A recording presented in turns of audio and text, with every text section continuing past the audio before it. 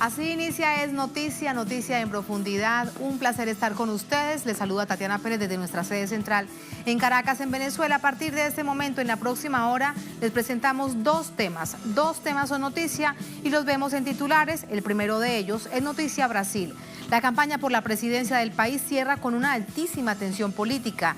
Fernando Haddad del PT sigue recibiendo apoyos incluso de antiguos adversarios. Entre tanto, hasta el final, Jair Bolsonaro mantiene su estrategia de campaña sucia. Analizamos este panorama a 2 días de las elecciones. Y segundo tema que es Noticia México. El fenómeno de la caravana centra la atención de organizaciones de derechos humanos, caravana migrante. Alertan sobre los miles de niños que viajan con estos migrantes, aseguran que se encuentran en grave riesgo. Entre tanto, el gobierno de México de Enrique Peña Nieto los presiona para que desistan de llegar hasta los Estados Unidos. Tenemos detalles, tenemos el análisis. Aquí en Noticia Casi comienza. Bienvenidos, bienvenidas.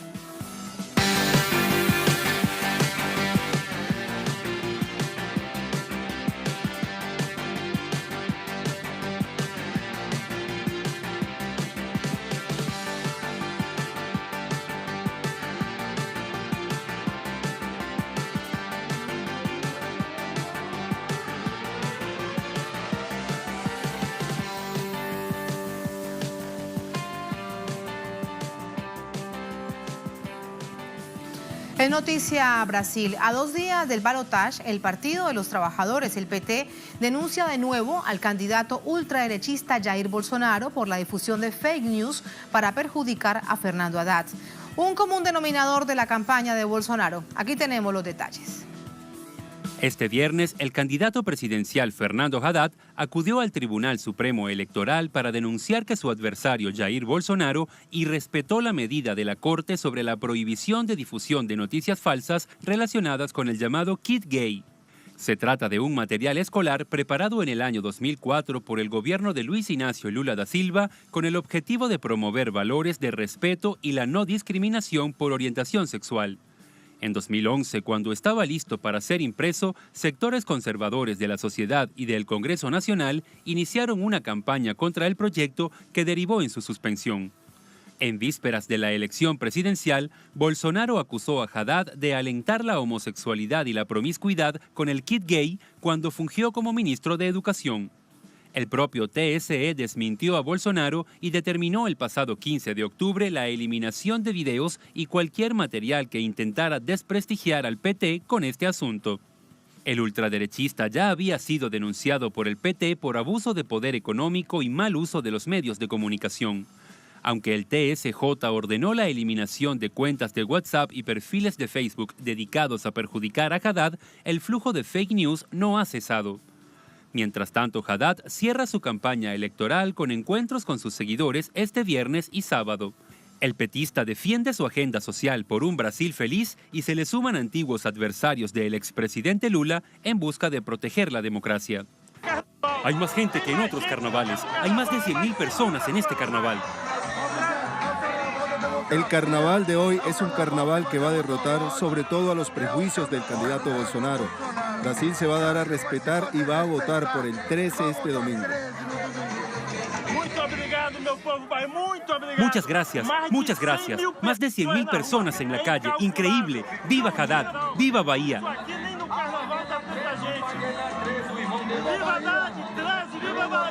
Por su parte, Bolsonaro profesa su discurso de odio y amenaza con acabar con sus adversarios políticos. Esses marginais vermelhos serão banidos de nossa pátria. E seu Lula da Silva, se você estava esperando o Haddad ser presidente para assinar o decreto de indulto, eu vou te dizer uma coisa: você vai apodrecer na cadeia. Aguarde! O Haddad vai chegar aí também. Mas não será para visitá-lo, não. Será para ficar alguns anos ao teu lado.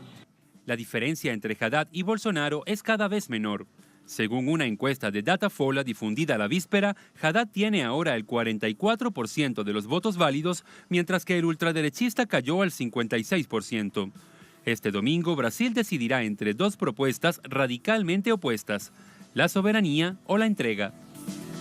¿Y cómo se prepara esta nación suramericana para este día, para el próximo domingo? Lo conversamos con André Vieira, nuestro corresponsal desde Río de Janeiro. Hola André, muy buenas noches. Tranquilidad ya en términos políticos, electorales, después de que terminan prácticamente las campañas. Este sábado poco se puede hacer, así que te preguntamos de ese panorama. Buenas noches. Olá, Tatiana, saludos a ti, saludos a la audiencia que de Noticia. Tatiana, yo no creo que por aquí va a haber tranquilidad, eso porque en el día de mañana está prohibido los discursos de los candidatos, pero sí le siguen las campañas, los diálogos de las diferentes personas que están apoyando la candidatura de Fernando Haddad en las calles, esto porque estarán disputando en el día de mañana los votos de las personas que están indecisas aquí en este país, Tatiana, pero es bueno también siempre recordar a nuestra audiencia que es muy pendiente, muy atenta a todo lo que pasa aquí en Brasil, sobre todo este proceso. Recordemos que sobre esas cuestiones de ilegalidades en el proceso electoral, de fraude electoral, que esto inicia sin denuncias de diferentes juristas, esto se inicia desde la condena de Lula da Silva, una condena claramente para retirar a Lula da Silva de esa disputa electoral que lideraba todos los escenarios, todas las encuestas aquí en este país. Y eso no es solamente una opinión, por ejemplo, de los juristas y movimientos sociales de Brasil y del mundo, es también una opinión del Comité de Derechos Humanos de las Naciones Unidas, quien exhortó al Estado brasileño para mantener a Lula da Silva en esa disputa presidencial, pero la justicia aquí de Brasil no ha aceptado esta decisión del órgano máximo de las naciones aquí de este mundo. Asimismo, Tatiana, también debemos recordar, por ejemplo, que además de esta cuestión de Lula da Silva, también esta campaña fue marcada por un verdadero juego sucio por parte del candidato de la extrema derecha, además de esas cuestiones de fake news que ustedes muy bien comentaron aquí. También hay otras denuncias de esta cuestión del kit gay que ustedes hablaron al inicio en este reporte aquí de Es Noticia, y este kit gay, Tatiana, exactamente este kit gay que estaba prohibido del candidato Bolsonaro. Hablar de esa mentira fue utilizado una vez más en la campaña del día de ayer, y en el día de hoy por fin la justicia ha prohibido otra vez. Pero este candidato, Jair Bolsonaro, sigue no cumpliendo con las decisiones aquí de la justicia, o sea que no respeta a este juego democrático, y un juego democrático que él disputa por la primera vez ahora como candidato a presidente, pero que se presenta como el nuevo político aquí en Brasil. Es un parlamentario de casi 27 años como parlamentario, y de estos 27 años, Tatiana, él es diputado aquí de Río de Janeiro, ha aprobado solamente 2 proyectos. Esta persona que afirma que cambiará este país es un parlamentario que no ha hecho mucho por su estado local, que es Río de Janeiro. Asimismo, también, Tatiana, es bueno siempre recordar que luego de no participar de los debates ahora en la segunda vuelta, es la primera vez que un candidato no participa de los debates de la segunda vuelta, y Fernando Haddad, que tenía sí su compromiso de estar en ese diálogo en la televisión aquí de Brasil, en el día de hoy, por ejemplo, participó ahora de un debate de la TVE Bahía, luego que la Red Globo canceló el debate, ya que Bolsonaro no ha llegado a ese debate. Fernando Haddad participó de ese debate en la TVE de Bahía. En ese debate también recordó, por ejemplo, los ataques a la justicia por parte del candidato de la extrema derecha, de no respetar las decisiones del Tribunal Superior Electoral, y también de su hijo de amenazar a la Suprema Corte. También habló sobre la cuestión de los ataques a las universidades, que por ejemplo casi 30 universidades aquí sufrieron una persecución por parte del órgano electoral, que ha impedido a esas universidades de manifestarse contra el fascismo aquí en este país, afirmando que ellos estarían haciendo propaganda ilegal para el candidato de la izquierda, Fernando Haddad. Asimismo, también habló que su prioridad como presidente será volver con las inversiones públicas. Justamente él pretende retirar esta enmienda constitucional, revocar esta enmienda constitucional que ha congelado por 20 años las inversiones públicas aquí en Brasil. También admitió errores por parte del Partido de los Trabajadores y afirmó que sí es posible cambiar las cosas y seguir avanzando con un gobierno popular aquí en Brasil. También habló sobre el combate a la corrupción, recordando que fue justamente el Partido de los Trabajadores el gobierno que ha creado los instrumentos aquí para combatir la corrupción aquí en este país. Y por fin también habló que Bolsonaro, recordó que Bolsonaro es un defensor de la dictadura militar, un tiempo que Brasil no puede olvidar, pero sí debe recordar para que eso no pase otra vez. O sea que fue un debate muy bueno, importante para este país que está a cerca de pocas horas de decidir su próximo presidente y por lo menos de escuchar al candidato de la izquierda, mientras que el candidato de la derecha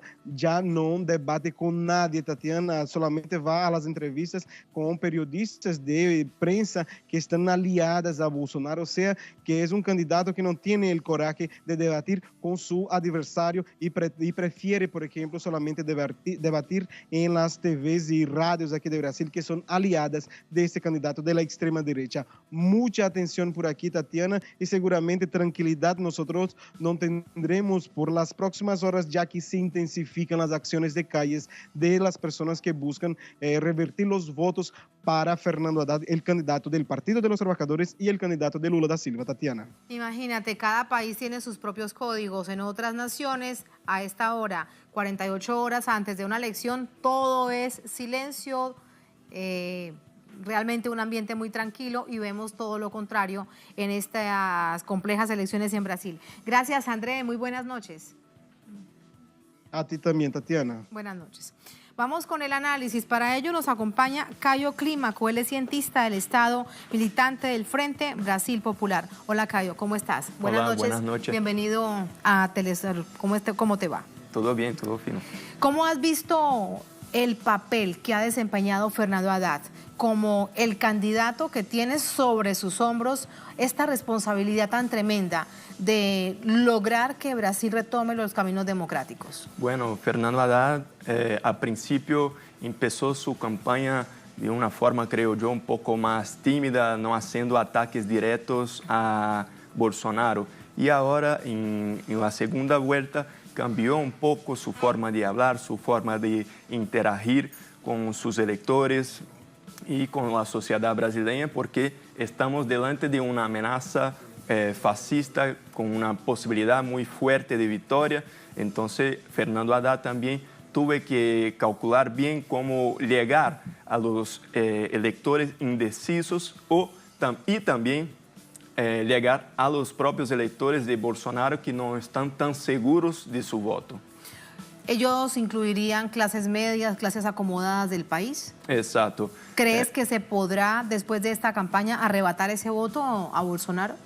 Bueno, creo que sectores, incluso de las partes más altas de la sociedad, empezaron a reflexionar sobre lo que está pasando, principalmente después que salió por todas las redes sociales, por todos los medios de comunicación, la declaración hecha por el hijo de Bolsonaro, donde él amenaza incluso la sustentabilidad, la legitimidad del Superior Tribunal Federal. Entonces, eso fue como caer la máscara del fascismo para la sociedad. O sea, Bolsonaro viene siendo descubierto por la gente está empezando a saber lo que representa Bolsonaro de hecho, por más que él habla claramente en su discurso cuáles son sus intenciones, pero a partir del momento que ataca directamente a la democracia, al Tribunal Superior Federal. ¿Ese fue el Federal, momento de quiebre entonces con respecto a la campaña de Bolsonaro? Imagino que sí, eso hizo con que Bolsonaro perdiese algunos votos, su índice de reelección aumentó en esa semana, creo que por cuenta de eso también y por cuenta, claro, de su envolvimiento con la cuestión del Caja 2, que hablamos nosotros allá en Brasil, que está financiando esta campaña por vía de mensajes ilegales por WhatsApp y por financiamiento también ilegal a través de empresarios brasileños y empresarios también internacionales de otros países. El Tribunal Supremo Electoral dijo que era ilegal realmente y que tenían que salir. Algunas de esas cuentas fueron bloqueadas. Luego se supo que todas esas cuentas eran provenientes de los Estados Unidos. ¿Esto ha continuado? ¿Esta semana continuó ese fake news, esa campaña sucia? El fake news no tiene cómo parar en la campaña de Bolsonaro, porque esa es justamente su táctica de actuación, que él repite la misma táctica de Donald Trump.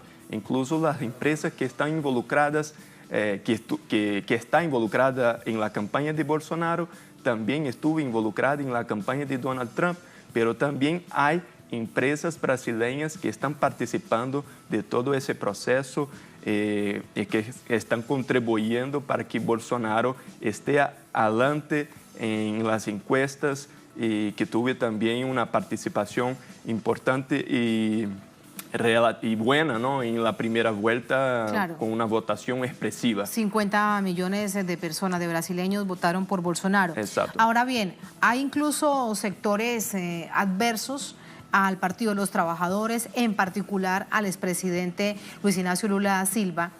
Algunos dicen, voto por Haddad porque debemos fortalecer la democracia, esto no nos puede suceder, no porque yo sea petista. Otros lo que dicen es, no voto por Haddad, pero tampoco voy a votar por Bolsonaro. ¿Cómo se mueve entonces en estas últimas horas esa derecha que intenta ser una derecha seria en Brasil?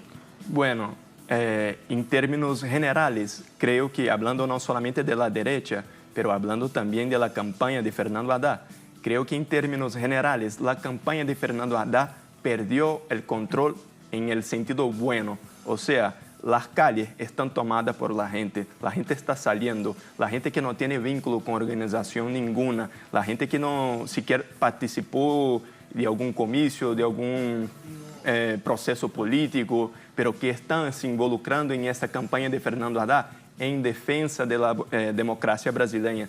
Y eso también se pasa con la derecha, porque la derecha llegó en una situación... Con la declaración, por ejemplo, del expresidente Cardoso. Él no dijo, no, votemos por Haddad, tampoco le hizo el más mínimo guillo, por lo menos público, a su candidatura, pero sí dijo, por Bolsonaro no puedo votar. Justo después de la declaración de su hijo, del hijo de Bolsonaro, sobre el TSE. Exacto. La derecha brasileña se quedó en una encrucijada, ¿no? Entonces fue obligada a posicionarse por cuenta tanto de la presión social que existe hoy en el país, de la tensión y todo eso que involucra ese proceso tan decisivo, y también por cuenta de las propias declaraciones hechas por el hijo de Bolsonaro, y que hizo que Fernando Henrique Cardoso se posicionase públicamente hablando que eso está con olor de fascismo, ¿no?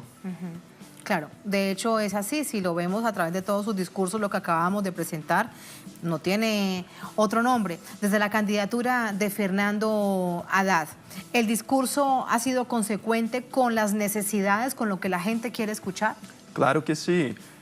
Creo que incluso necesita avanzar aún más. Lo que el pueblo brasileño salió para pedir, para manifestar en las calles en el año de 2013 fue la presencia, la más grande presencia del Estado en la vida del brasileño. O sea, la gente salió a la calle pidiendo, solicitando más educación, más salud, más empleo, más cultura, más posibilidades y más condiciones mejores de vida.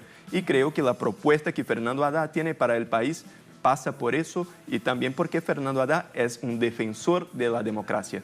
Y de la educación pública. De hecho, ese es parte de su legado como ministro de Educación en los dos periodos. Claro, llegó ahí, quedó por ahí 7 años a frente de ese Ministerio de Educación, donde se creó en Brasil más de 57 universidades públicas gratuitas, ¿no? Entonces, Brasil, en el periodo del Partido de los Trabajadores, fue en una ola contraria de la política del neoliberalismo, porque en cuanto el neoliberalismo propone cerrar las instituciones públicas, acabar con el ensino público, Fernando Haddad y Lula y Dilma y el Partido de los Trabajadores hicieron justamente el contrario, abrieron las puertas de las universidades para el pueblo brasileño. La necesaria educación. Claro. Vamos a hacer un paréntesis, Cayo, para mirar hacia atrás y recordar las cifras, los resultados de la elección de la primera vuelta. Y por supuesto que lo traeremos a colación para el análisis desde la perspectiva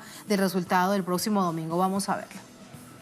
147.300.000 brasileños distribuidos en 5.570 municipios y al menos 500.000 en el extranjero se preparan para la segunda vuelta electoral este domingo 28 de octubre.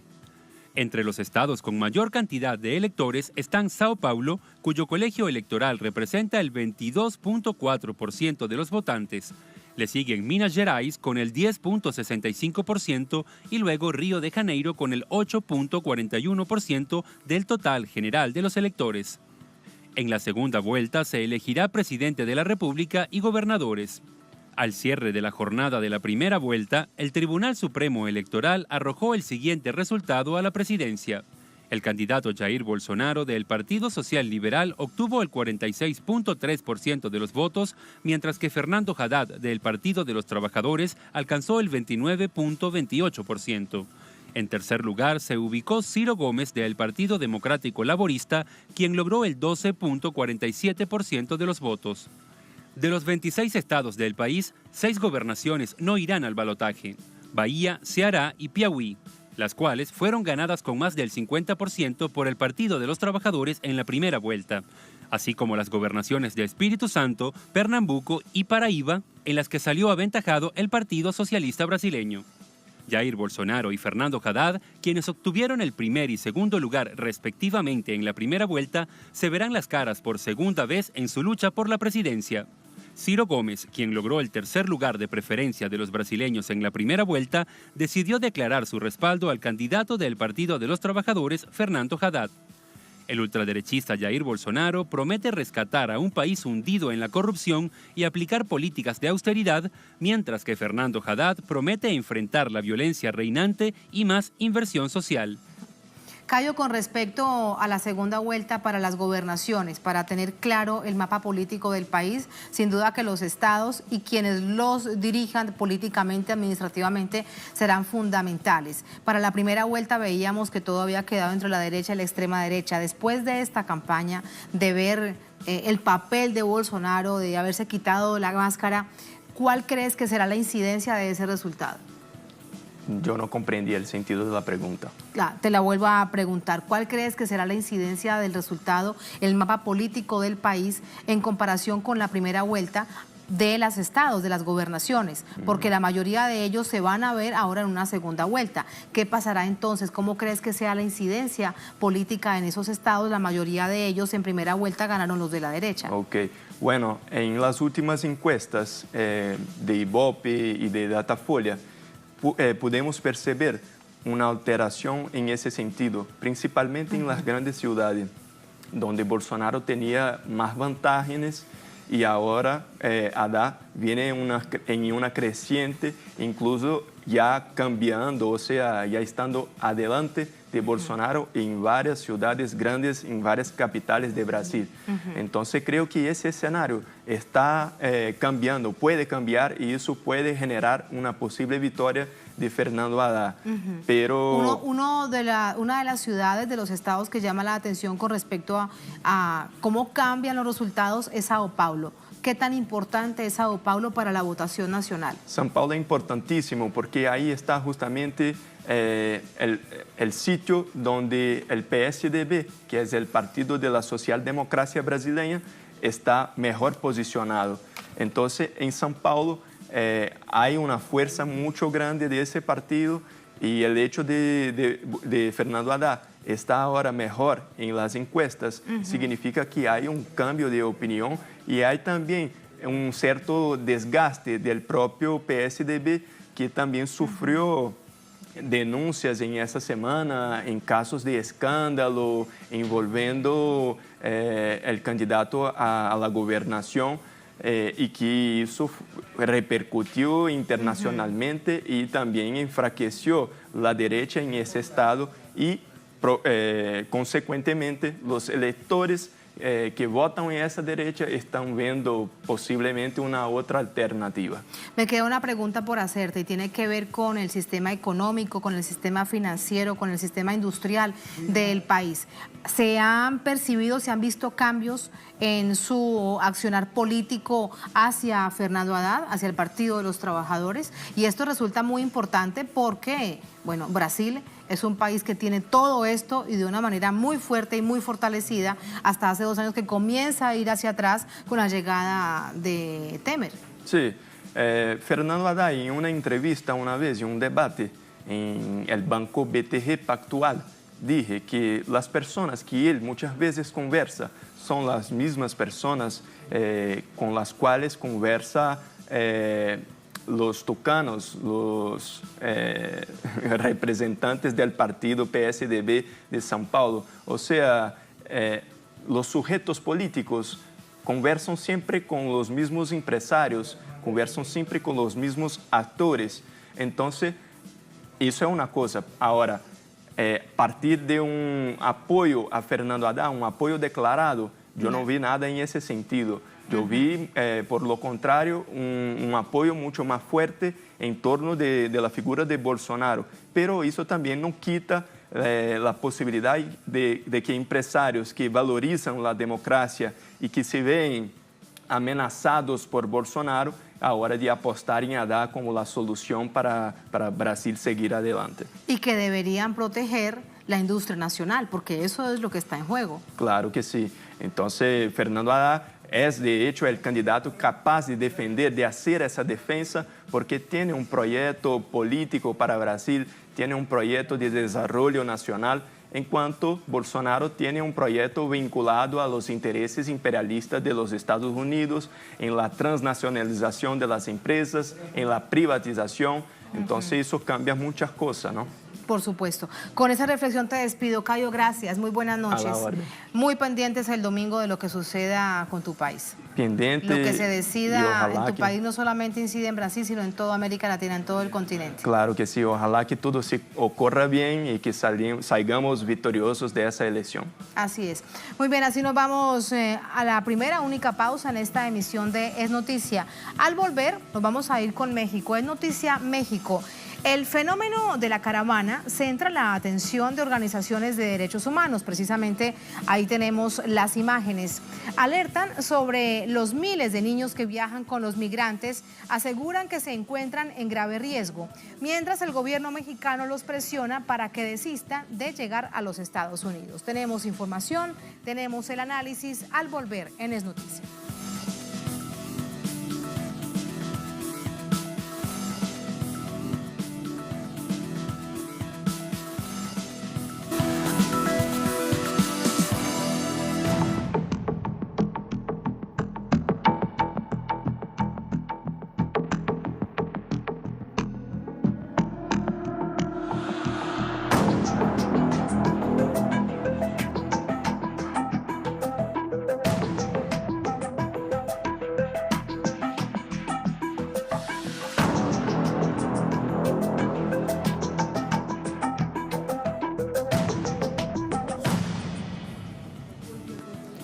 En Noticia México, el fenómeno de la caravana migrante continúa generando reacciones. Las organizaciones de derechos humanos centran la atención en los miles de niños y niñas que viajan con los migrantes y aseguran que se encuentran en grave riesgo. Aquí los detalles. A 8 días de haberse puesto en marcha, la caravana de migrantes se encuentra en la región mexicana de Pijijiapán, desde donde planean continuar su viaje hacia la región de Baja California. Una parte de los viajeros ha optado por solicitar refugio en diferentes ciudades mexicanas, pero se han encontrado con el rechazo del gobierno de Enrique Peña Nieto, que ha optado por negarles la condición de refugiados. Luego de la campaña anti-inmigrantes que Donald Trump ha impulsado a través de Twitter y en la que advirtió a los países centroamericanos de represalias económicas por no ser capaces de detener la caravana, el gobierno de Peña Nieto anunció un plan gubernamental para otorgar empleos temporales, atención médica y otros beneficios a los migrantes, condicionados a que estos permanezcan en los estados del extremo sur del país. A medida que los viajeros se acercan a la frontera estadounidense, crece el riesgo de que sean deportados, encarcelados o padecer la controvertida política de separación de familias implementada por el gobierno de Donald Trump. El Fondo de Naciones Unidas para la Infancia, UNICEF, identificó más de 2.300 niños entre los integrantes de la caravana y alertó sobre su seguridad e integridad.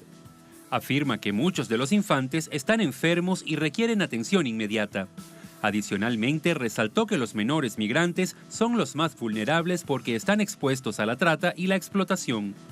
También la Agencia de Naciones Unidas para los Refugiados, ACNUR, resaltó que es sumamente urgente estabilizar la situación de la caravana de migrantes.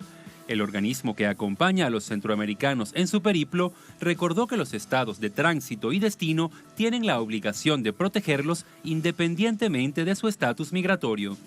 El activista mexicano pro migración y director de la ONG Pueblos Sin Fronteras, Irineo Mujica, aseguró que este fenómeno no es en realidad una caravana, sino un éxodo creado por el hambre y la muerte.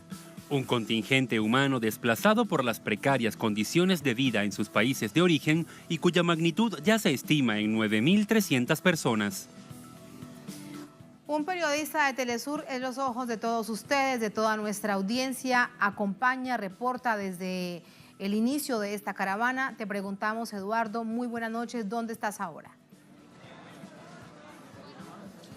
Hola Tatiana, qué gusto poder hacer este contacto contigo, saludar al auditorio de Es Noticia. Estamos ya en el municipio de Arriaga. Este es el último punto que se estará descansando, que estarán descansando los migrantes centroamericanos en el estado de Chiapas. Ya el día de mañana estarán partiendo rumbo a Tapanantepec. Este ya es un municipio en el estado de Oaxaca y ya se estará viendo cómo avanza precisamente este éxodo de personas con rumbo al norte. Tatiana, el día de hoy ha sido un día interesante, sobre todo en materia informativa. Por un lado, vimos cómo efectivos de la Policía Federal y elementos del Instituto Nacional de Migración detuvieron a migrantes que venían en una segunda caravana y que recientemente habían pasado el río Suchiate y que venían avanzando para alcanzar a este primer contingente. Sin embargo, ya no fue posible porque fueron interceptados por estas autoridades de la Policía Federal y también del Instituto Nacional de Migración y detuvieron a por lo menos 100 personas. Estas personas fueron trasladadas hacia la estación migratoria Siglo XXI de Tapachula y ahí iniciarán su proceso administrativo, el cual podría también contener pues el regreso a sus países de origen. Además, Tatiana, como también ya lo mencionaban en la nota que me precedió, está el programa que lanza hoy el presidente Enrique Peña Nieto, donde demanda a los migrantes que tengan sus requisitos migratorios para permanecer en territorio mexicano, quedarse en Chiapas y en Oaxaca, porque aquí habrá empleo, sus hijos podrán ir a la escuela y también podrán acceder a los servicios de salud pública. Sin embargo, Tatiana, hay que mencionar que, por ejemplo, Chiapas tiene más del 70% de su población en pobreza, mientras que Oaxaca tiene 66% de su población también en estas condiciones. Son de los dos estados menos desarrollados en materia económica, lo que realmente pone en duda por mucho la propuesta que hace el presidente Enrique Peña Nieto, que más bien pareciera una intención de detener este periplo rumbo al norte y donde ya también ellos, los migrantes, estarán enfrentando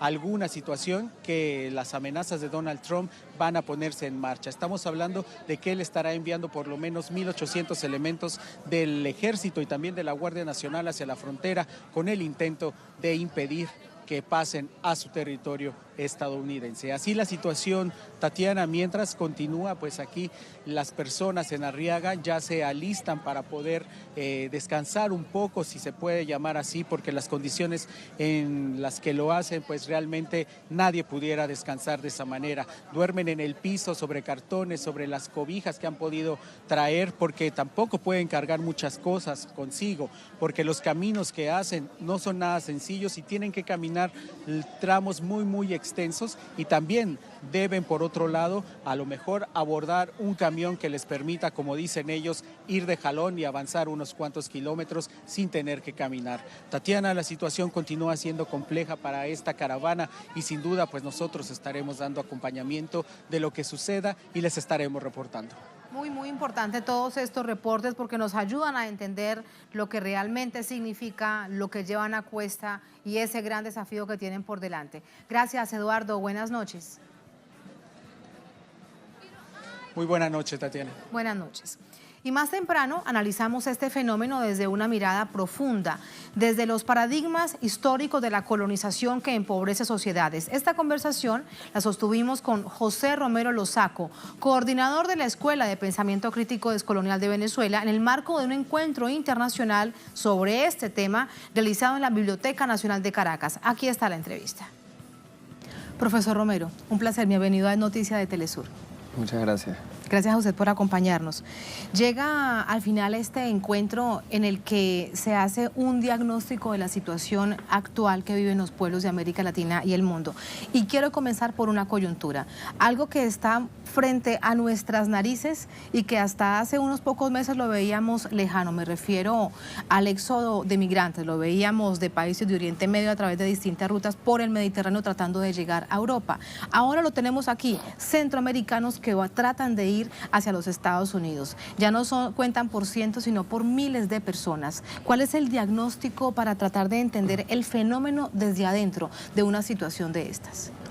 Fíjate, nos encontramos en un momento bastante delicado, incluso no solo de la historia de América Latina, sino en la historia humana en los últimos 1000 años. Nos encontramos en una situación de decadencia civilizatoria.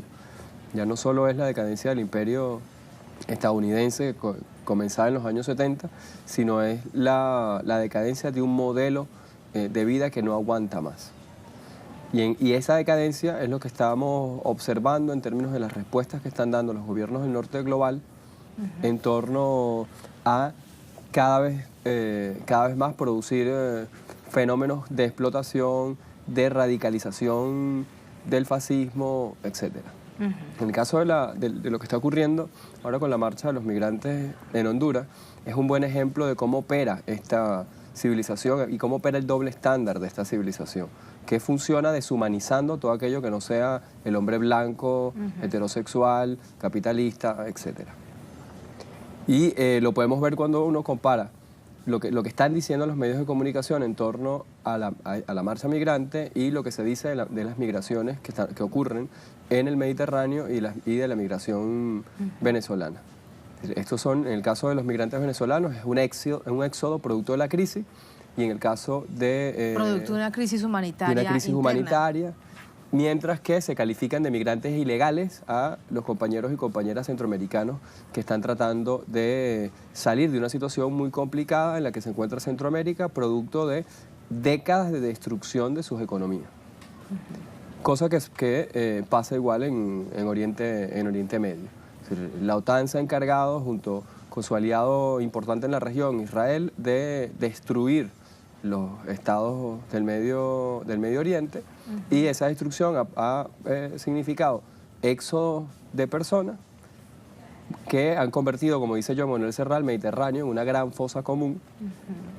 ¿Y qué sucede en ese caso? La Unión Europea y el sistema migratorio europeo utiliza la naturaleza como una excusa para exculparse de esas muertes. Dice, bueno, los mata el Mediterráneo o los mata el invierno.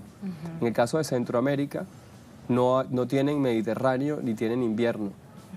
Y no han encontrado otra explicación sino decir que, ridícula además, que Venezuela financia a la izquierda hondureña y que detrás de ellos está entonces el gobierno bolivariano, o que hay terroristas islámicos, que hay criminales de la Mara Salvatrucha, etcétera, etcétera. Cuando se le pregunta a los testimonios de estas personas que recorren cientos y cientos de kilómetros, incluso los periodistas de estos medios hegemónicos tampoco han visto ninguna de estas características. Sin embargo, seguimos viendo que esos son los titulares.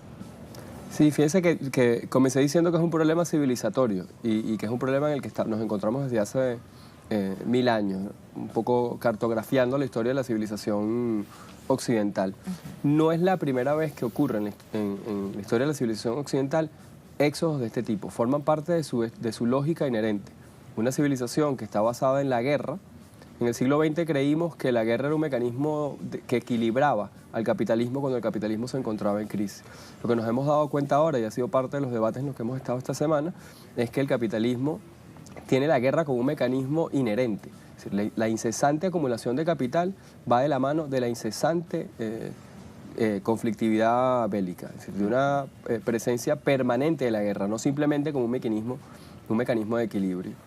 Si nosotros nos vamos, por ejemplo, al siglo XIII, nos vamos a encontrar que cuando los mongoles entran al horizonte, aparecen en el horizonte europeo, la respuesta que da Europa no es muy distinta a la que está dando hoy día con los migrantes que atraviesan el Mediterráneo o lo que está dando Estados Unidos. De hecho, la primera vez en la historia que se le pide a las poblaciones judías que se marquen para diferenciarse del resto no fue durante la Segunda Guerra Mundial. Ni siquiera fue Isabel la Católica en los momentos previos a la expulsión de los judíos de la península ibérica. Fue un mandato del papado, porque cuando aparecen los mongoles, la primera interpretación que se tiene es que este pueblo era una tribu perdida de Israel y que los judíos al interior de Europa estaban conspirando desde adentro para traer a esa tribu y acabar con la cristiandad. Entonces, como hoy en Europa se preocupan porque no saben si en estas olas migratorias vienen terroristas, y si ese es uno de los argumentos que más se utiliza de parte de la Unión Europea, pues la cristiandad en el siglo XIII decía, es que no sabemos si el éxodo que se está produciendo, donde vienen miles de cristianos huyendo de los mongoles, allí se nos cuelan mongoles, esta supuesta tribu perdida de Israel, que vienen a socavar desde adentro y a producir una invasión a la cristiandad. Y en ese contexto se les pide que se marque a los judíos. Es la primera vez en la historia de Occidente que se le pide al pueblo judío que se marque. ¿Cómo los pueblos van llevando entonces, también van arrastrando todo ese mismo fenómeno? Sí, el tema ahí es que la descolonización, que ha sido el tema de las jornadas de esta semana, no ha concluido.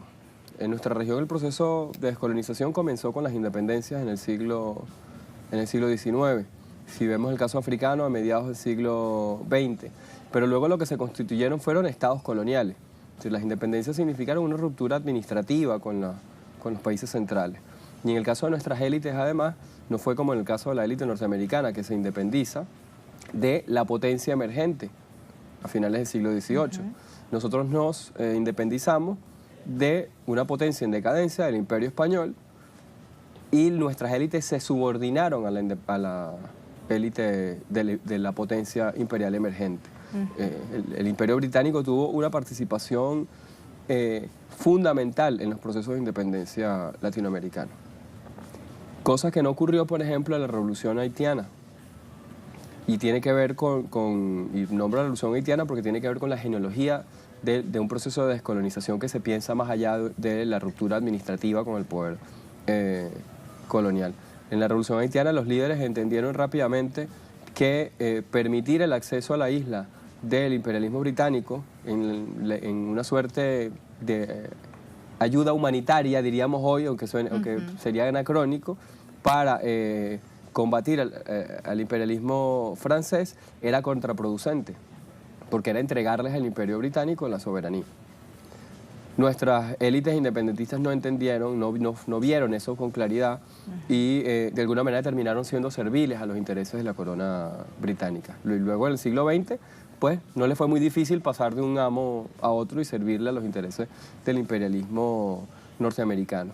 De modo que lo que estamos un poco conversando ahora en este encuentro y proyectando hacia proyectos futuros, tiene que ver con la necesidad de una descolonización cognitiva, una descolonización epistémica, pero no solo pensando en términos de desde dónde producimos los conocimientos para resolver los problemas que tenemos en la región, sino también cuáles son como dice Juan José Bautista, que es uno de los compañeros que nos ha acompañado esta semana, cuáles son los modelos ideales que están detrás de esos modelos de producción de conocimiento. ¿Cuáles son los horizontes, los sueños? ¿Y cuál es el papel de los estados, de los pueblos, de las sociedades que ya están construidas y que tienen una cantidad de historia, profesor? ¿Cuál es el camino a seguir?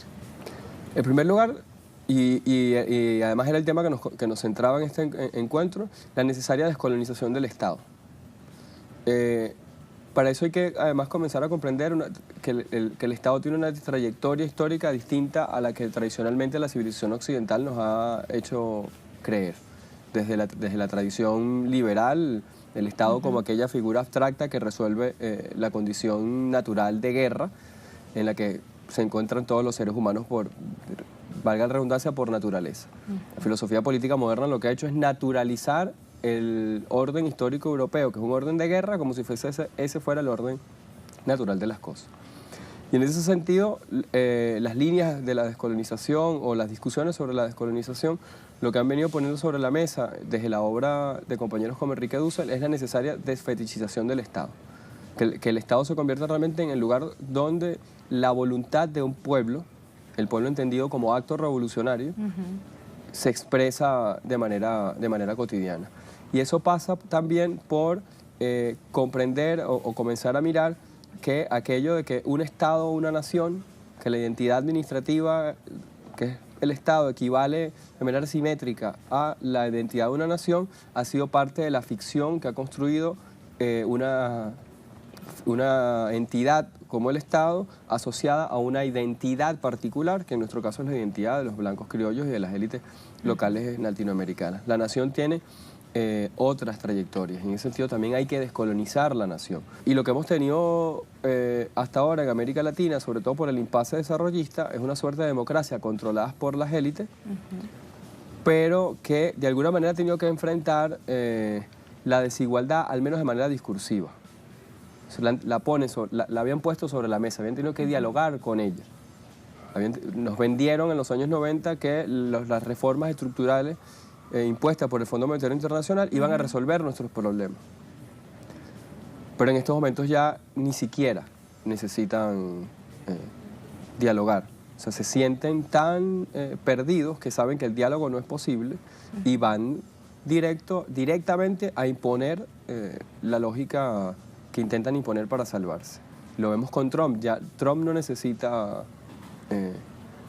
no es que no necesita, Trump no se hace de un discurso que vaya hacia las mayorías excluidas, sino que se aprovecha de una minoría blanca, obrera, en Estados Unidos, a la que encumbra como la identidad de lo estadounidense, y a partir de ahí habla de una democracia. Por eso es que digo, estamos en una disputa entre la democracia de las élites, de unas élites que ya se quitaron la máscara, ya no hablan del bienestar del pueblo, sino que abiertamente lo único que hablan es del bienestar del mercado.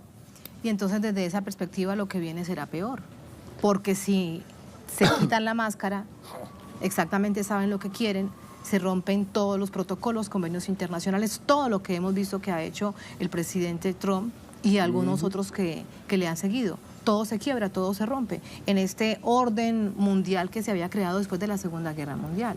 Sí, ahí hay, por un lado, para no ser tan pesimista o para no tener un aura de pesimismo en la entrevista, no hay garantía histórica de que lo que vaya a resolverse de esta disputa sea beneficioso para los pueblos. Ahora, depende de nosotros, depende de los pueblos, tensionar y pelear para que lo que se imponga sea una democracia participativa, una democracia democrática de verdad. Una democracia real. Una democracia real. Con voz del pueblo. Ahora, no hay garantía histórica de que eso vaya a pasar. O sea, tenemos que construirlo nosotros. Ellos están jugando su papel y lo tienen muy claro. Hace un par de años, cuando Donald Trump ganó la elección, yo escribí un artículo que titulaba "Lo que puede decirnos Robocop sobre Donald Trump", esta película de los años 80. Sí. Hay una escena al inicio de la película donde el empresario, el dueño de la OCP, que era la empresa de esta película, dice: "Tenemos que volver a Detroit grande otra vez". Estamos hablando de hace más de 30 años que salió esa película. Y la frase que utiliza es más o menos la misma de la campaña de Trump. Tenemos que volver a Detroit grande otra vez. Y para hacerlo, para atraer las inversiones que van a hacer a Detroit grande otra vez, debemos limpiar a la ciudad de los malvivientes. Los años 80, cuando esta película sale, es el momento en el que ya están consolidadas las ciudades fantasmas, producto del proceso de relocalización industrial en Estados Unidos. De modo que Trump, para volver a ser grande otra vez a Estados Unidos, para intentar colocar a la nación del norte en la situación en la que se encontraba en los años 50, va a tener que construir un Robocop. no lo va a poder hacer sin una represión o al interior de los Estados Unidos para someter a la clase obrera estadounidense y colocar las condiciones laborales tan precarias que les permitan competir con la mano de obra china a escala global, o regresar a América como está ocurriendo, de regresar derrotado del Medio Oriente a América como parece que está ocurriendo, y tratar de imponer esos mecanismos de extracción de plusvalía, de sobreexplotación, y ya deberíamos incluso comenzar a pensar en conceptos que nos expliquen mejor, porque esto es más que sobreexplotación.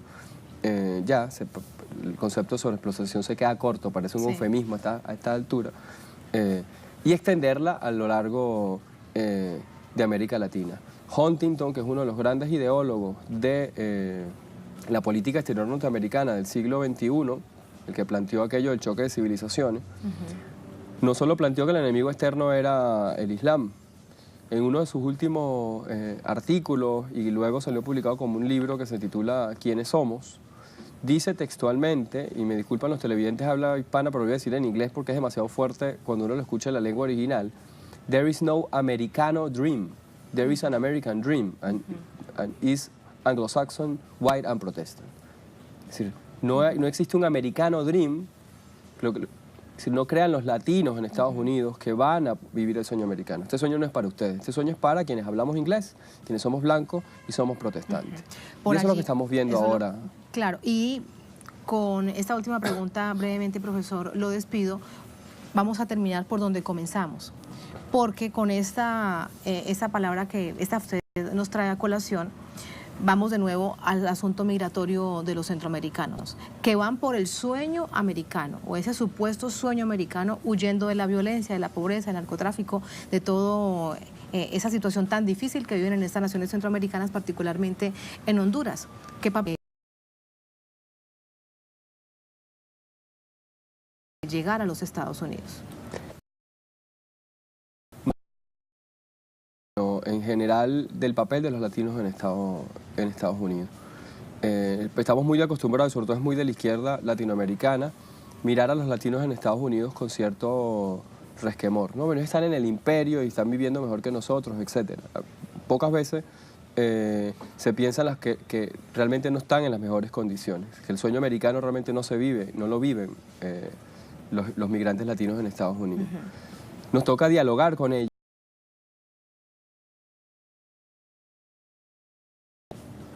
Vamos a ver qué ocurre.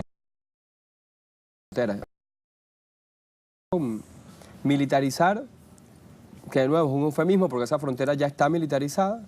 Lo único es que ya no va a ser la migra la que controle el paso, sino que va a enviar a la Armada, con lo cual se anuncia un genocidio descomunal si la Armada entra en acción cuando la marcha llegue a la frontera con Estados Unidos.